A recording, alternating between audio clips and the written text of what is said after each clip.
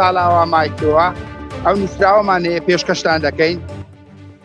بەڕێز جەنابی سەرۆکی حکوومەتی هەرێمی کوردستان ڕێزدار کاک مەسرور بارزانی، ئێمە کڕیارەکانی یەکەی نیشتەجێبوون لە وەرئیستی نزیکەی 1500 کڕیارین لە ساڵی 2010 کۆمپانیای ڕەنجمۆلەتی کارکردنی پێدراوە تا ئێستا ئەو پرۆژەیە تەواو نەبووە.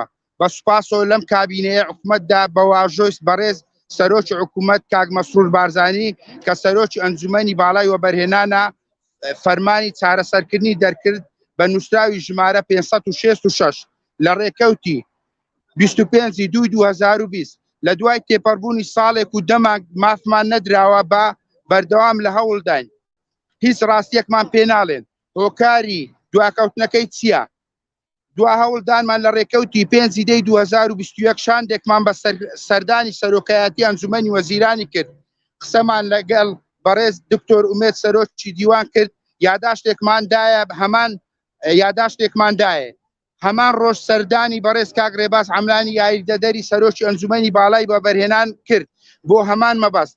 دەڵێن چەند پرسیار و ڕوونکردنەوە داواکراو بوو، وەڵامی هەمووی دراوەتەوە بە نووسراوی ژمارە 500 لە ڕێکەوتی 5/2021 ئێستا لە نووسینگەی جەنابی سەرۆکی حکوومەتەوە بۆ واژۆکردن. نازانین هۆکاری دواکەوتنی چییە؟ داوا لە بەڕێزتان دەکەین پاڵپشتمان بن بۆ چارەسەرکردنی ئەم کێشەیە. کڕیارمان هەیە وەفاتی کردووە و نەگەیشتە مافی خوراوی نازانین. دەگەینە مافی خوراومانیان دەمرین. مەخابنە لە کوردستان ئازاد خاوەن حکوومەت و پەرلەمان و پێشمەرگە لە ژێر ئاڵای کوردستان غەدرمان لێ بکرێت. سوپاسان دەکەین.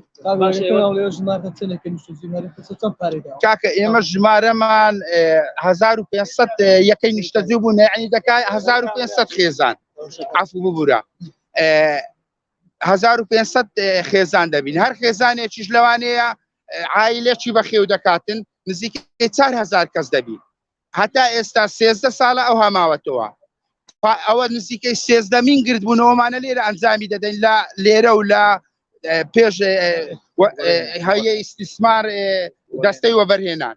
تا ئێستا هەر جوابمان نادەنەوە یەک واژۆژمایە ئیشی ئەو واژۆژ بەخوای هەر دەدەقەژ نابی. ینی ئەوە تا ئەگەر زوومی کابینەکان بێن لە پێشەوە ئەوەش واژۆی بەڕێز کاک مەسرور ئەگەر باشە بۆچی جێبەجێ ئەگەر واژۆی ئەوە واژۆی سەرۆکی ئەنجومەنی باڵای وەبەرهێنان کاک مەسرور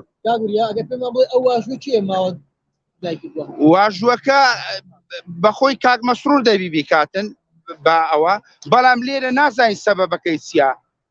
ئایا دەستێکی لە پشتی ئایا بە ئەنقەستە ئایا یان مەزالیان نییە. بەڵام کاکە ڕێژەکە دیاریکراو نییە، بەس بەڵام دەست پێ دەکات لە نزیکەی 7 دەفتەر هەتا 30 دەفتەری دەڕوە. بەڵێ هەر کەسێک بەشەکەیتی چییە؟ پێشتر وەبەرهێنەرێک هەبوو، ئێستا لێرە لە کوردستانیش نەماوە، بەڵام وەبەرهێنەرێکی نوێ هات.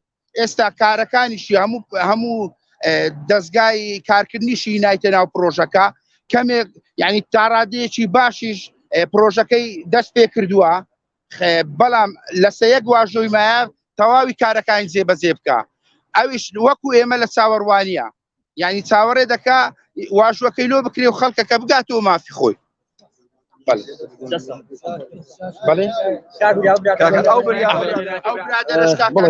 ئەوەی جێتانی بۆمە نیگەرانی و داواکاری بەڵێن خاوەنی یەکەی پرۆژە نیشتەجێبوونی وەرئیستی بن کە دەڵێن 13 ساڵە تا ئێستا پرۆژەکان تەواو نەکردن چینە لای هەردووچیان بۆەوەی قسام بکاتن. تۆش 13 ساڵە وڵی داوامانە زۆرمان داوە حەقمان خورەیە نازانین چ بکەین. ساڵێک دوو سێ باشە حکوومەتە خۆم هیچ لەگە حکوومەتی ناکرێ چ بکەین نازانین چ بکەین. جوابمان نادەنەوە نەوەڵ جوابمان نادەنەوە 13 ساڵە من پارەماندایە و کە جوابیشمان نەدەنەوە چ دەکرێ. ئەمە هاوڵاتینە غەدرمان لێکرێ. دەمانەوێت ئەو پرۆژەمان لە بۆ تەواوکەن و واژوەیەکە لە بۆ وەرهێنەری تەواو بیکەن و حەزا ئیشەکەمان دەست پێ بکاتەوە. سلااوت لێبێت ئەو 12 ساڵە چاڕوان